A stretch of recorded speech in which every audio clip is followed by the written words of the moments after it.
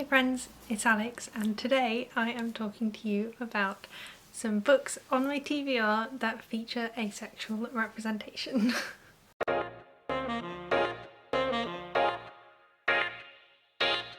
As I'm sure you can tell, I went a little bit extra for this video because why not? I am ace, so I just thought if there was any video to go extra for, it was this one. So I don't know if this is all of the books on my TBR that have asexual rep, but with the exception of one of them, these are the books on my TBR that I know, like 100% definitely have asexual rep, which is why I've included these ones. There could be others on my TBR that have asexual rep and I haven't heard about it. So I'll start with The Only Middle Grade. This was also lent to me by Blue and I am actually finally going to read it this month for the Whatever You Want-a-thon. So I'll finally be able to get it back to them. And it is Rick by Alex Gino. So Blue has read this book and they said that it's a book they wish they had when they were younger, as it might have helped them realise who they were or who they are sooner. And so I'm really intrigued to read it and see how it goes and see what I think of it.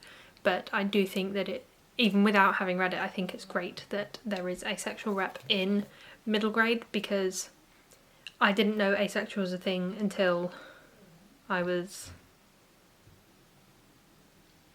16 or 17, but I've always felt asexual, if that makes sense. Like, I didn't know the word for it and I didn't know if it was a thing, but I've always felt that way throughout my whole life.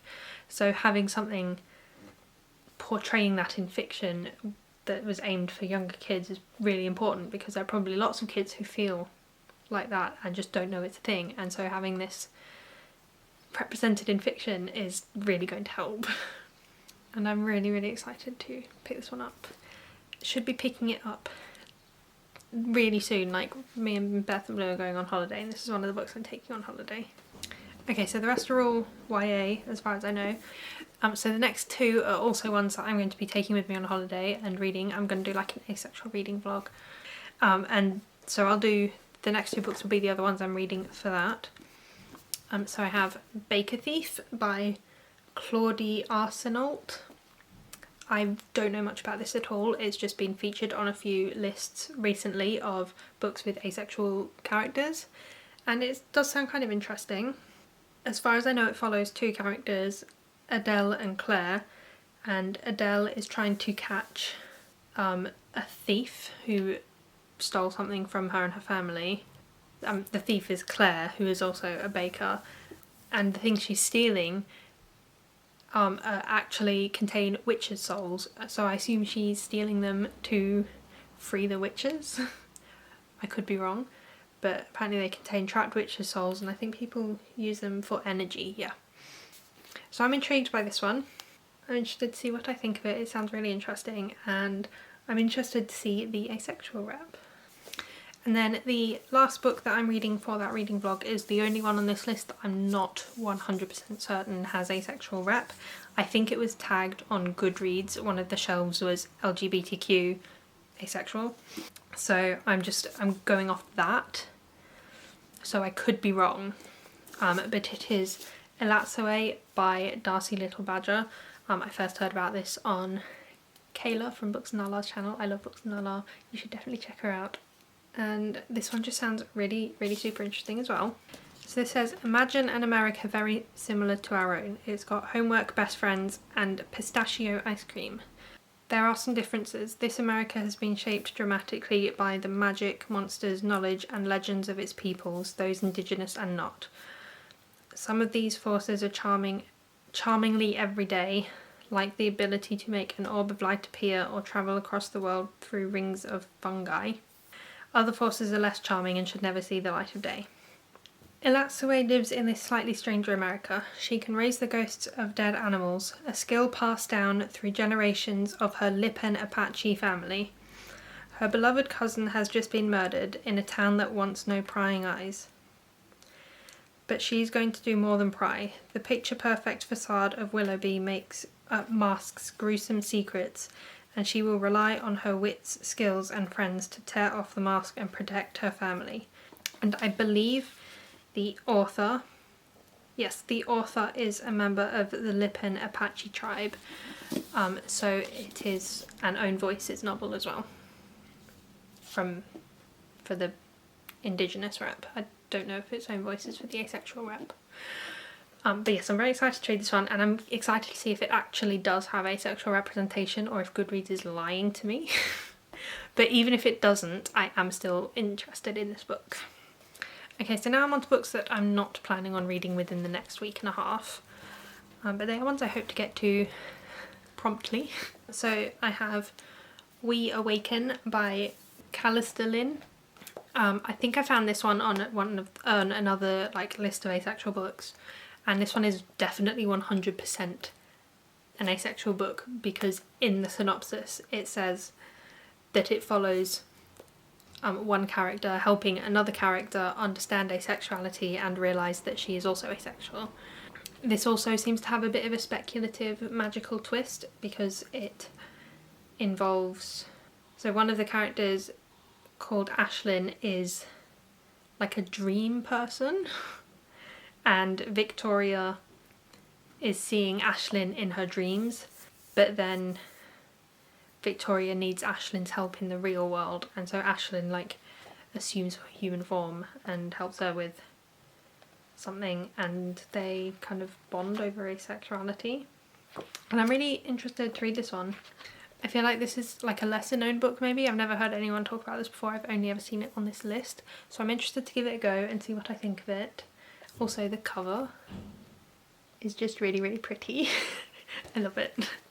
Next up I have a book that I got in a fairy loot box, which like I was so excited about. Like, to have a book involving asexual rep included in a subscription box was just really exciting for me, because I feel like it's not as prevalent in fiction as some other LGBT identities, and like those identities 100% deserve to be prevalent in fiction, but I just want to see more asexual rep as well. And so seeing this in a subscription box was just really exciting. And it is This Golden Flame by Emily Victoria. I don't know much about this book at all. I just know that it apparently has asexual rep, and that makes me really excited to read it. So let's read the synopsis. Orphaned and forced to serve her country's ruling group of scribes, Karis wants nothing more than to find her brother, long ago shipped away. But family bonds don't matter to this scriptorium, whose sole focus is unlocking the magic of an ancient automaton army. In her search for her brother, Karis does the seemingly impossible. She awakens a hidden automaton. Intelligent, with a conscience of his own, Alex has no idea why he was made, or why his father, their nation's greatest traitor, once tried to destroy the automatons. Suddenly the scriptorium isn't just trying to control Karis, it's hunting her. Together with Alex, Karis must find her brother, and the secret that's held her country in its power for centuries.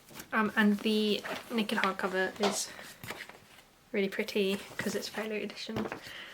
And I was just so happy that this was in a box. Also, I believe it's a standalone and it's a fantasy book. Oh no, I just touched my paint. I believe it's a standalone fantasy, which I love standalone fantasies. I mean, I love a good fantasy series, but sometimes I just want a standalone fantasy, and so I'm really keen to try this one once again. And I'm really hoping to get to this one this year. This is one of the higher priority books on this list. I'm so excited for it. Okay, we're on to the last two, sort of. I'm now very much at the point where these I've just read on a list of asexual books, so I'm just going off that list. I don't know. I mean, obviously I haven't read the books, that's why they aren't on my TBR. So next I have Sabriel by Garth Nix. I have heard that this has an asexual character in, and I've been meaning to read this series for the longest time. I have the whole series now. I got them all because I was going to meet Garth Nix like before lockdown, and then like a week later they announced the new covers, so I have the whole series signed and there are now much prettier new covers in existence. So I've heard very good things about this book, but also, well, about the whole series. But also another thing that makes me really excited to read it is that the author is not only Australian, but he's actually from Canberra, which is where I'm from, and I feel like no one is ever from Canberra, so that was just really exciting. And when I met him we had like a chat about Canberra. Let me just tell you what this is about and move on. Sabriel is the daughter of the mage Aborson. Ever since she was a tiny child, she has lived outside the wall of the Old Kingdom, far away from the uncontrolled power of free magic and away from the dead who won't stay dead. But now her father is missing and Sabriel is called upon to cross back into that world to find him. Leaving the safety of the school she has known as home, Sabriel embarks upon a quest fraught with supernatural dangers, with companions she is unsure of, for nothing is as it seems within the boundary of the Old Kingdom. There she confronts an evil that threatens much more than her life and comes face to face with her hidden destiny. So last up I have a trilogy, and it is the Daughter of Smoke and Bone trilogy. Basically, one list has Daughter of Smoke and Bone on, and then another list has Days of Blood and Starlight on. So I thought I'd just include the whole trilogy in this list, and I once again don't know who the asexual character is. I've been meaning to read this series forever. I originally had it in paperback, and then this set, I think it was Illumicrate who did it. It's like a hardcover set of the anniversary editions. This was announced and came out and I bought it and I still haven't read it. And I think it's one that me and Beth are going to try and buddy read this year, hopefully. And I'm really looking forward to reading it and finding out about the asexual rep. I have actually read like the first couple of chapters of this one before this set came out, just to make sure I did like it enough to buy it, and I was really into it, so I'm definitely really excited to carry on with this one. And like I say, since me and Beth are planning to buddy read it this one, hopefully we want to get to this year, but we do have a very long buddy read list, so it might not be till next year, which is fine. So those are the books on my TBR that I either know have asexual rep or were on lists saying they have asexual rep, and I'm trusting the person who made the list. If you know any other books with asexual rep in them, please leave them in the comments below, because I'm always looking to find more books with asexual rep, obviously. I hope you enjoyed this video, and if you did, I would absolutely love it if you would subscribe, and I'll see you in my next video. Bye!